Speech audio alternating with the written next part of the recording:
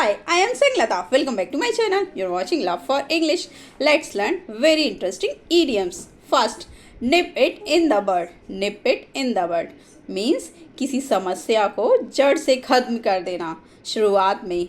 तो दोस्तों कुछ चीज़ें ऐसी होती हैं जैसे कोई बैड हैबिट होगी या कोई समस्या जिस पर हमें काम शुरुआत में अगर हम उस पर काम कर लेते हैं तो वो चीज़ें आगे चलकर बड़ी नहीं होती हैं। तो उस समस्या को शुरुआत में ख़त्म कर देना को कहते हैं निप इट इन द बड।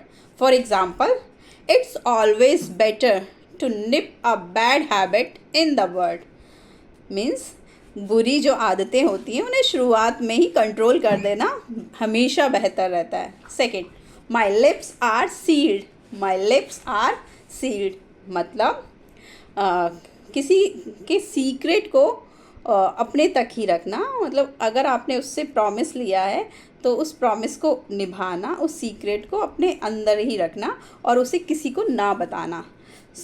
इस सिचुएशन में बोलते हैं हम लोग my lips are sealed. For example, I know my sister's secret but I can't say anything. My lips are sealed. Third, it's on the tip of my tongue. It's on the tip of my tongue means ऐसी कोई बात जिसका ऐसा कोई सवाल या ऐसा कोई चीज़ जिसका आंसर आपको पता है जो आपकी ज़बान पर लेकिन बाहर नहीं निकल रहा।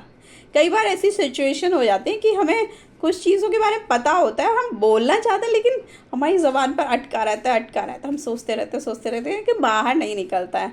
तो ऐसी सिचुएशन में हम बोलते हैं it's on the tip of my tongue मतलब ज़बान पे है लेकिन बाहर नहीं आ रहा है। For example, his name is on the tip of my tongue.